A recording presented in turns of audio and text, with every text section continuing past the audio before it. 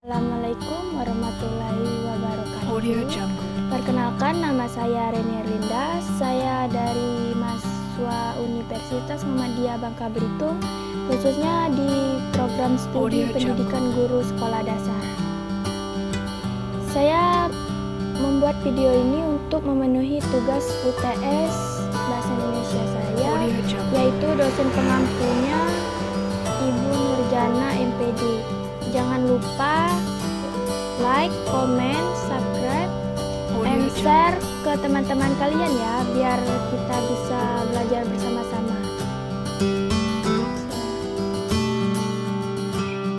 Audio Jungle. Baiklah, di sini saya akan menjelaskan sedikit tentang sejarah bahasa Indonesia. Secara sosiologis, bahasa Indonesia dianggap lahir atau diterima keberadaannya pada tanggal 28 Oktober 1928 atas usulan dari Muhammad Yamin pada saat Sumpah Pemuda. Nah, sedangkan secara yuridis, bahasa Indonesia secara resmi diakui kebenarannya pada tanggal 18 Agustus 1945. Bahasa Indonesia juga diatur dalam Undang-Undang Dasar 1945 pasal 36, yaitu bahasa negara ialah bahasa Indonesia.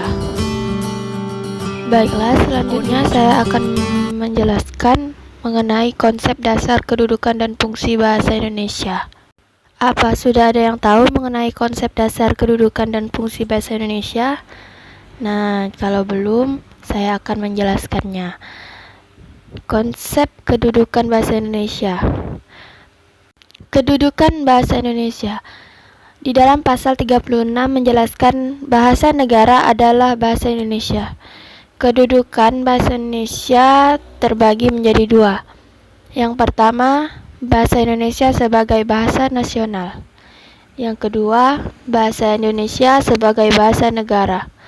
Nah, bahasa nasional bersumber pada Sumpah Pemuda, sedangkan bahasa negara bersumber pada Undang-Undang Dasar 1945. Saya tadi sudah menjelaskan bahasa Indonesia dibagi menjadi dua yang berdasarkan kedudukannya. Nah, sekarang saya akan menjelaskan fungsi bahasa Indonesia berdasarkan kedudukannya tadi. Yang pertama, kita bahas bahasa Indonesia sebagai bahasa nasional dan memiliki fungsi yang pertama, yaitu lambang kebanggaan nasional, dan kedua, lambang identitas nasional. Tiga, alat pemersatu berbagai masyarakat yang berbeda-beda latar sosial, budaya, dan bahasa. Dan yang keempat, alat perhubungan antar budaya dan antar daerah. Nah, selanjutnya bahasa Indonesia sebagai bahasa negara memiliki fungsi, yaitu 1. Bahasa resmi kenegaraan. 2. Bahasa pengantar di lembaga pendidikan. 3. Bahasa resmi dalam perhubungan tingkat nasional untuk pembangunan dan pemerintahan.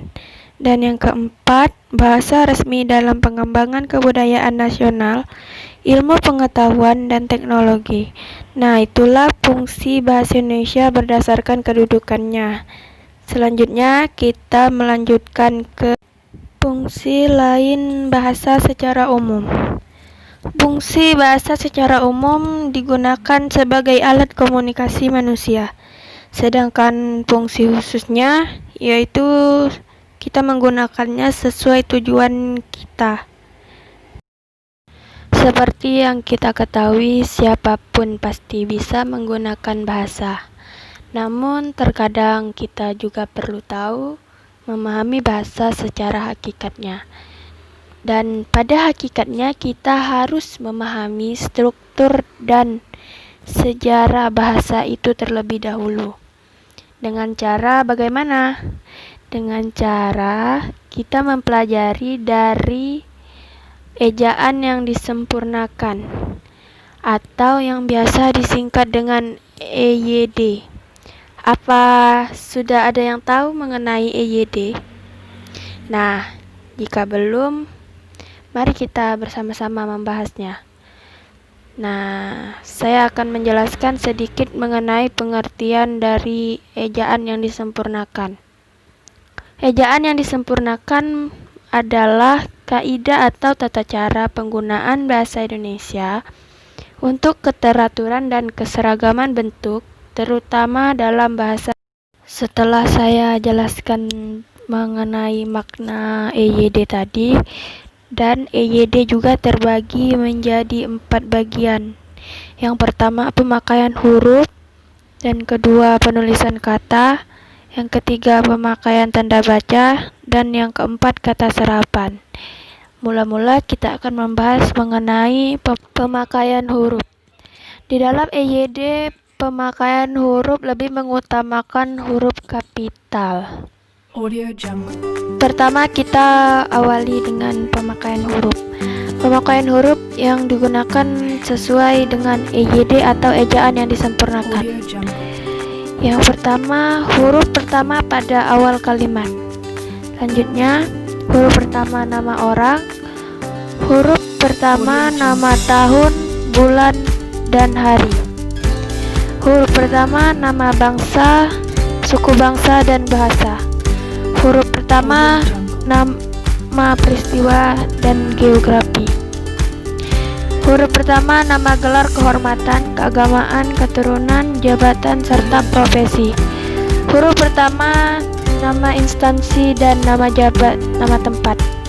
Huruf pertama kata dalam nama negara, lembaga, organisasi, dan dokumen, yang kecuali kata tugas seperti di, ke, dari, dan yang, untuk.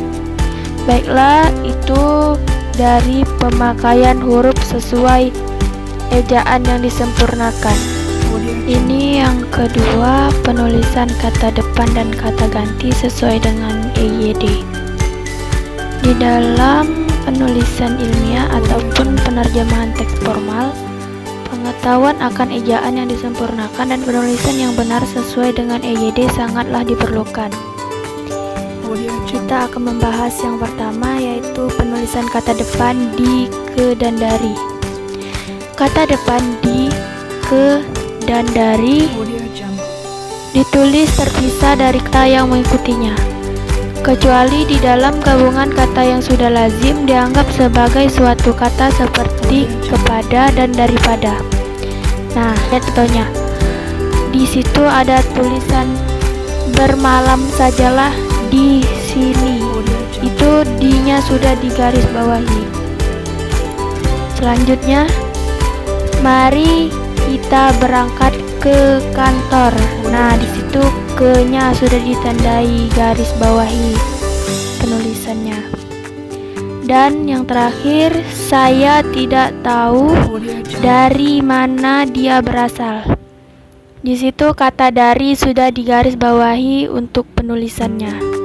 Nah, selanjutnya saya akan menjelaskan mengenai yang kedua, yaitu penulisan kata ganti ku, kau, mu, dan nya. Kata ganti ku dan kau ditulis serangkai dengan kata yang mengikutinya. Ku, mu, dan nya ditulis serangkai dengan kata yang mendahuluinya. Misalnya, di situ ada contohnya. Buku ini boleh kau baca. Kau di situ sudah digaris bawahi sebagai penulisan kata ganti. Dan selanjutnya contoh yang kedua, bukuku, bukuku, bukumu, dan bukunya tersimpan di perpustakaan. Di situ sudah digaris bawahi bukuku, kunya sudah digaris bawahi, dan bukumu, mu-nya sudah digaris bawahi, dan satu lagi bukunya, nya di situ juga digaris bawahi sebagai penulisan kata ganti tadi. Yang ketiga, pemakaian tanda baca. Tanda baca di sini saya mengambil 5 tanda baca. Yang pertama, tanda titik. Tanda titik diletakkan di akhir sebuah kalimat yang bukan merupakan kalimat pertanyaan ataupun kalimat seruan. Nah, tanda titik juga bisa juga dipakai sebagai tanda berhenti dari sebuah kalimat.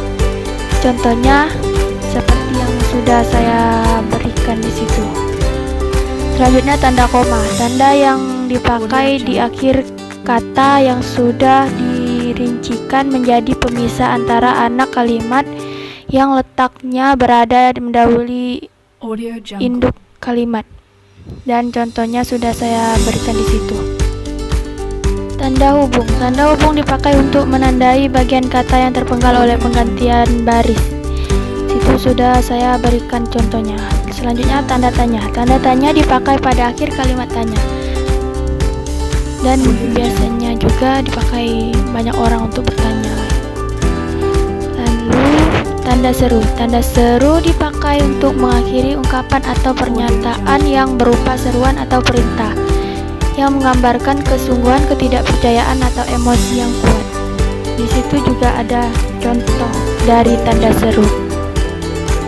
Lalu saya akan melanjutkan menjelaskan tentang kata serapan.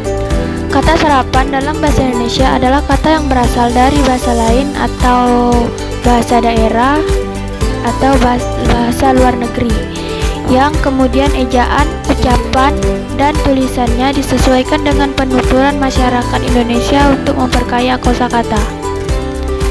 Dengan sendirinya juga diperlukan kata baru. Saya akan menjelaskan sedikit contoh mengenai kata serapan. Misalnya supermarket. Biasanya supermarket tulisannya agak berbeda. Transition atau transisi. Transformation atau transformasi. Communication atau komunikasi. Ilegal, penulisannya tidak double L. Itulah yang dinamakan dengan kata serapan.